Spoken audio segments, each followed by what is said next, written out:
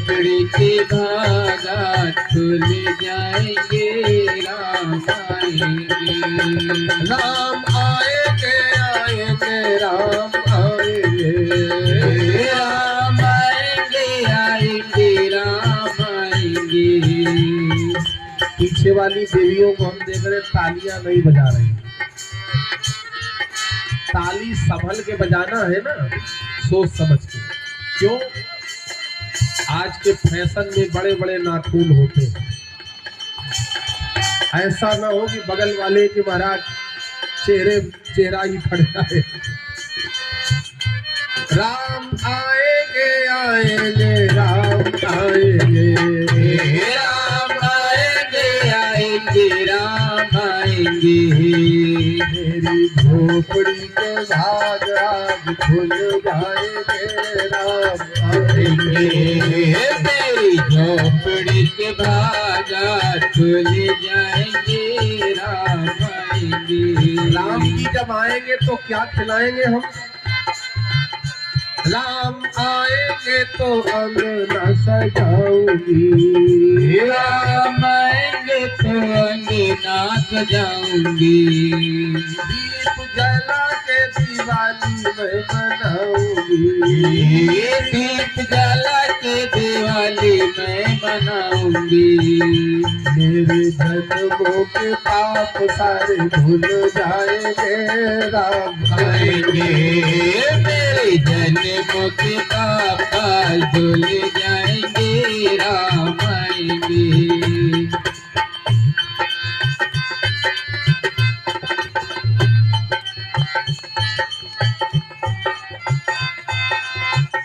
राम खाएंगे तो उनको खिलाऊंगी, राम खाएंगे तो उनको खिलाऊंगी। मीठे मीठे कोयर भोग में लगाऊंगी, मीठे मीठे कोयर भोग में लगाऊंगी।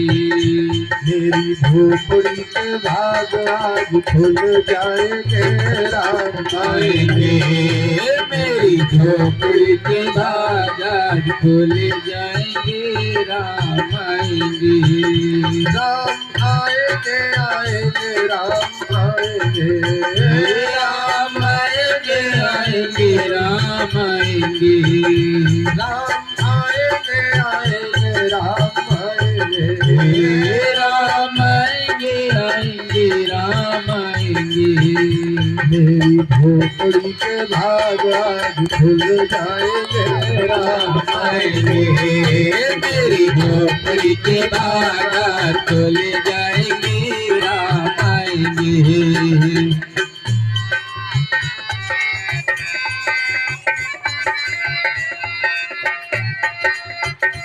राम आएंगे तो अंगना सजाऊंगी, राम आएंगे तो अंगना सजाऊंगी।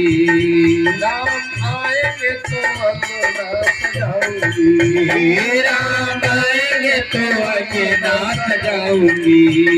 दीप जला के दिवाली में मनाऊंगी, दीप जला के दिवाली मैं मनाऊंगी।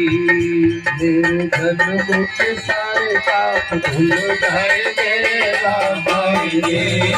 मेरे जन्मों के सारे पाप धुल जाएंगे, राम आएंगे।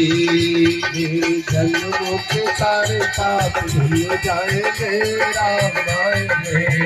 मेरे जन्मों के सारे पाप धुल जाएंगे, राम आएंगे। मेरी झोपड़ी के भाग आज खुल जाएंगे, राम आएंगे। मेरी झोपड़ी के बाहर खुल जाएंगे, राम आएंगे। राम आएंगे राम आएंगे राम आएंगे राम आएंगे। बैठ जाओ, सब लोग बैठ जाओ। अभी हम लास्ट में गीत गाएंगे। अभिषेका अब मुनि बर विलंब नहीं कीजय, महाराज कहु तिलक करी जय। भगवान ने अपने सेवकों को बुला के कहा, जाओ मेरे सखाओं को बंदरों को स्नान कराओ। एक एक सेवक माँ, दो दो सेवक एक एक बंदर को पकड़ के स्नान कराने सरजू में गई। हम आपसे पूछ रहे हैं, बंदरों को कोई स्नान करा सकता?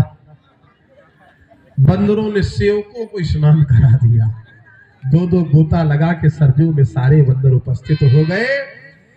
अब थोड़ा शांति बनाए रखो, मैं राज्याभिषेक की ओर बढ़ रहा हूं। बहुत जल्दी, मुझे आपसे ज्यादा जल्दी है, मुझे सुबह बहुत जल्दी निकलना है, इसलिए आपसे ज्यादा शांति बनाए रखो।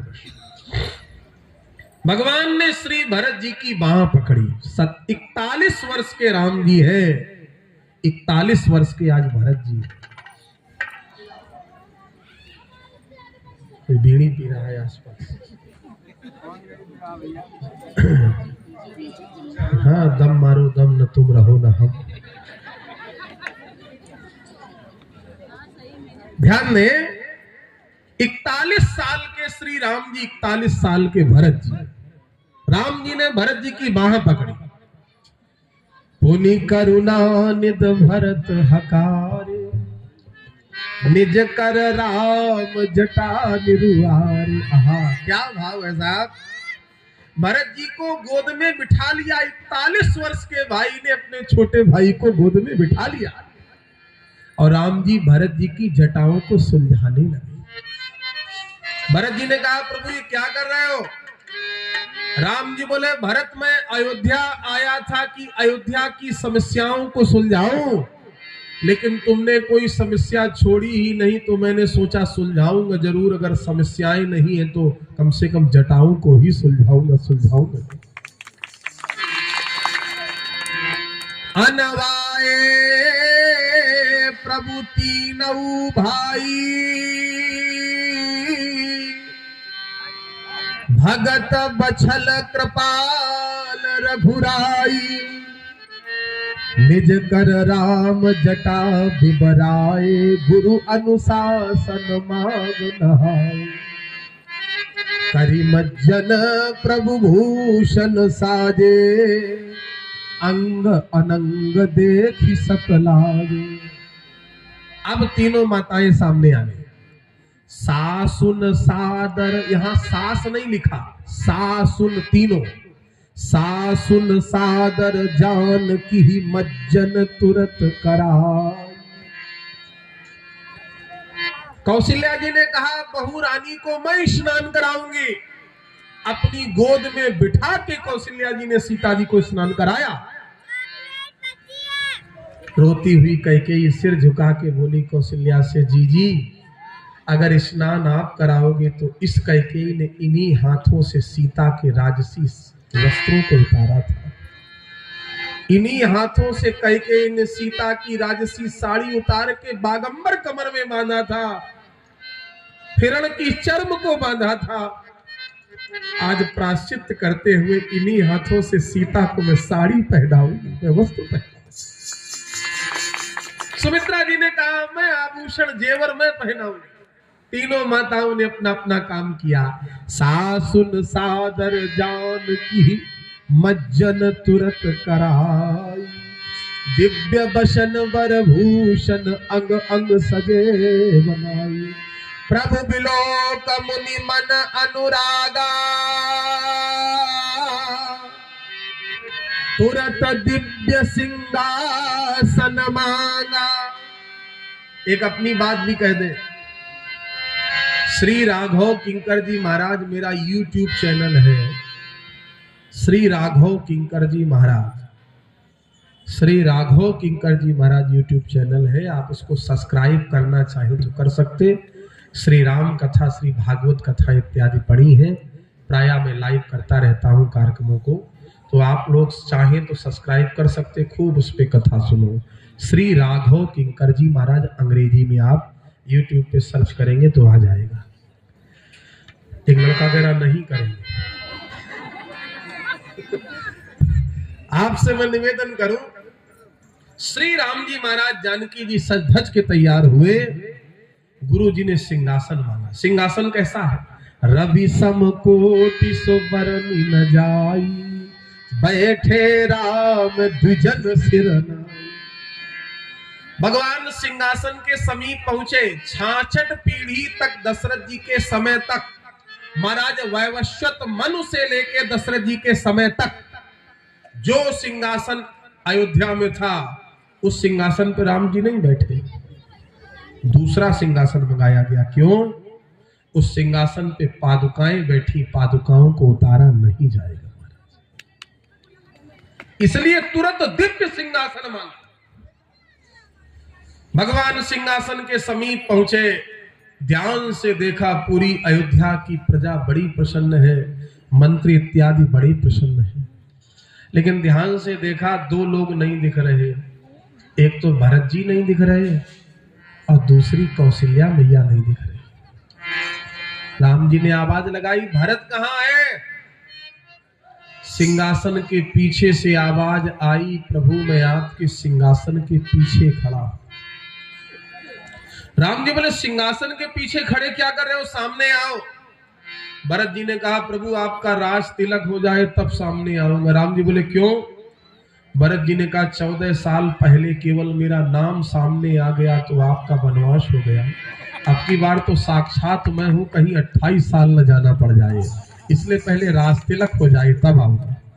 राम जी ने कहा, सिंहासन के पीछे खड़े क्या देख रहे हो? भरत जी बोले, प्रभु आपकी पीठ दिखाई पड़ रही, मुझे आपकी पीठ दिखाई पड़ रही। राम जी उछल पड़े, प्यारे भरत तू मेरी पीठ देख रहा? भरत जी बोले, हाँ। राम जी ने कहा, भरत आज तू जीत गया, मैं हार गया। भरत जी बोले, कौन सी हार गई प्रभु? राम जी बोले, युद्ध के मैदान में जो जिसको पीठ दिखा देता है तो पीठ दिखाने वाला पीठ देखने वाले से हार जाता है।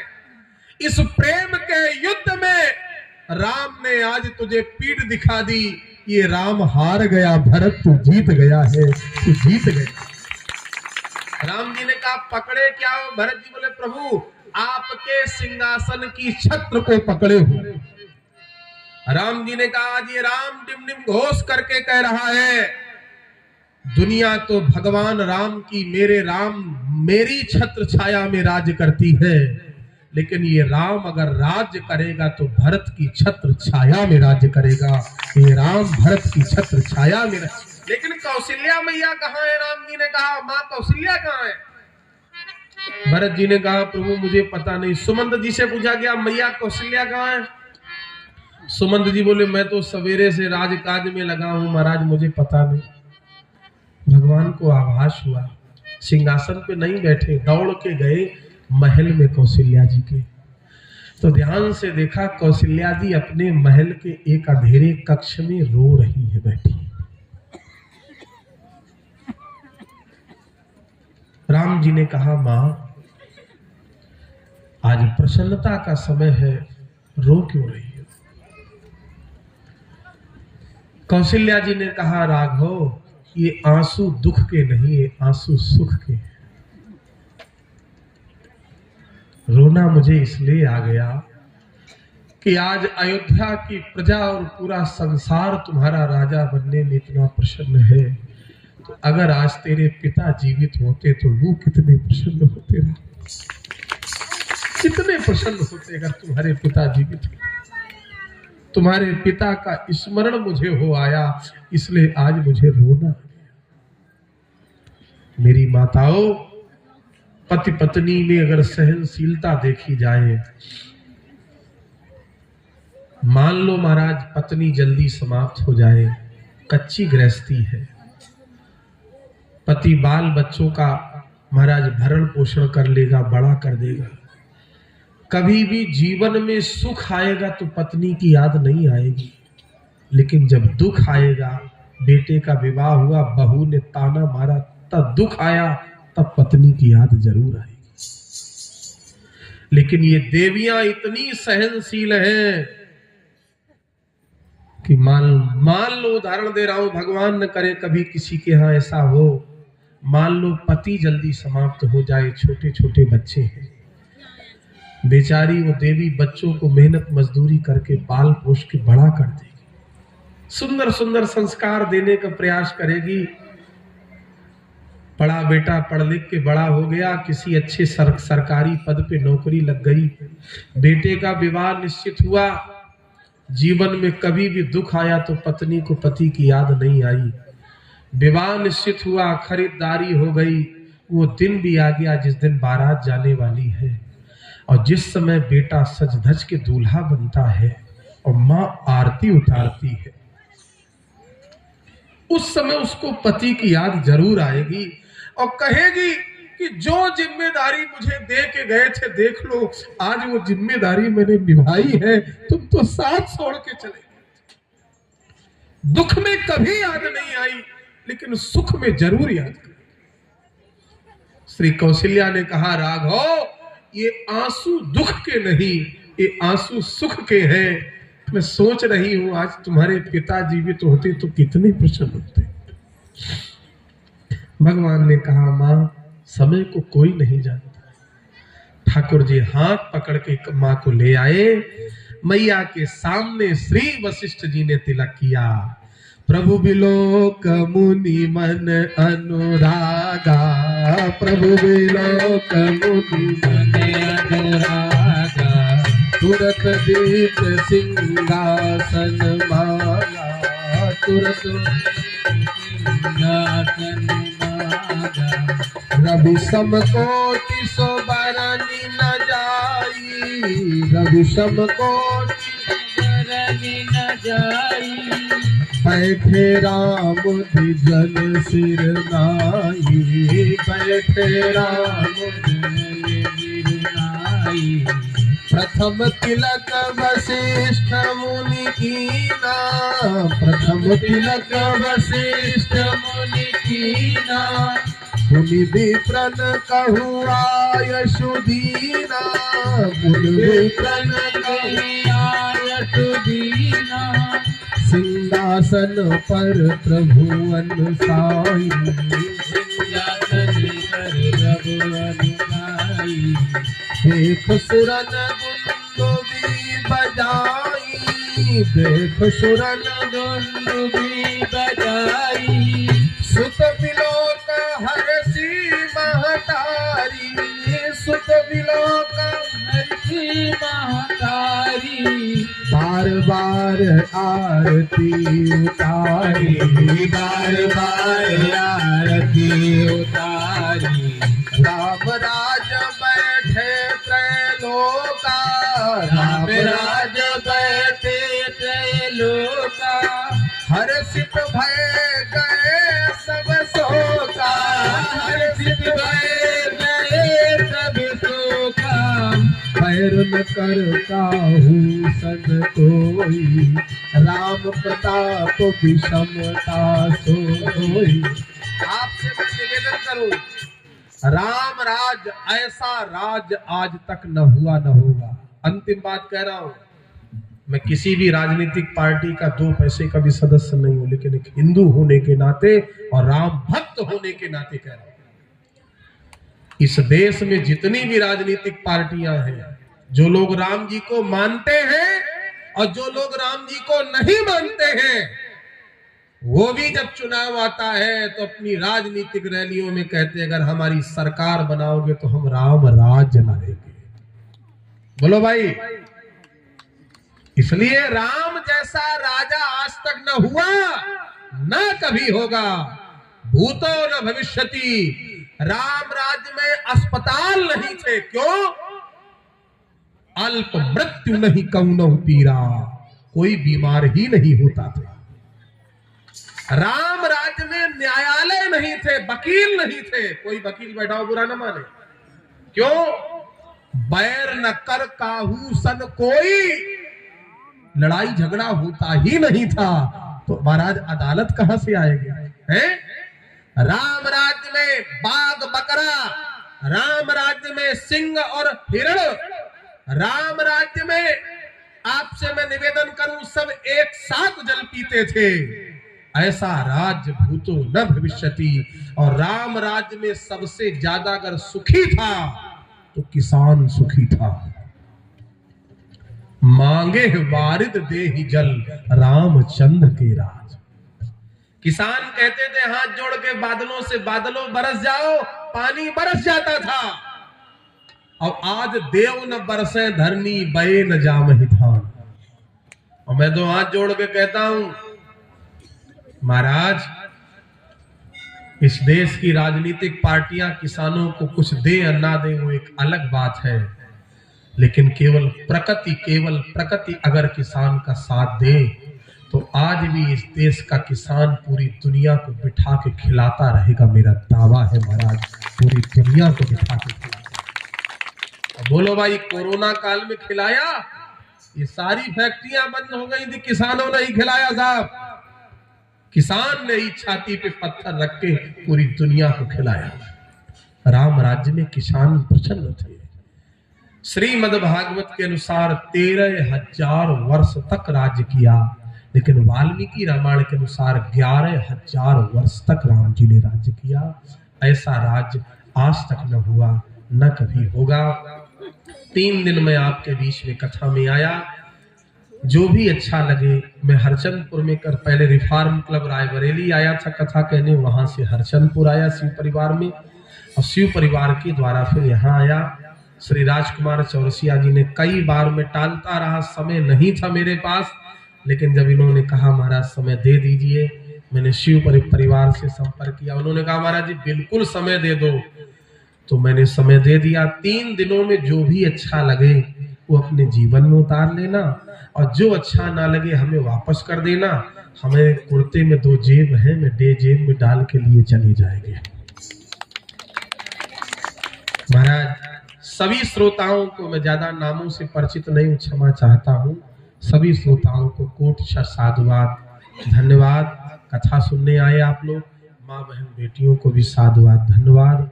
अंत में यही कहूंगा, जो जुदाई दे रहा है उस गम से प्यार करना, कभी लौट आऊं शायद मेरा इंतजार करना। जो जुदाई दे रहा है उस गम से प्यार करना। थोड़ा शेरो शायरी का भी शौक है। कभी लौट आऊं शायद मेरा इंतजार करना, मुझे अपने दुश्मनों में तुम मत शुमार करना, मैं तुम्हारा हूं यकीनन मेरा एतबार करना। हम परदेसी फकीर किसी दिन याद करोगे, हम परदेसी फकीर याद करोगे। भजलो सिया रघुवीर, भजलो सिया रघुवीर, किसी दिन याद करोगे। रघुवीर याद करोगे। रमता जोगी बहता पानी, रमता जोगी बहता पानी, रमता बहता पानी, रमता जोगी बहता पानी।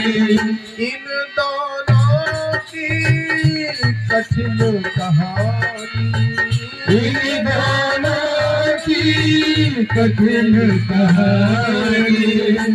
बांध सके ना जंजीर,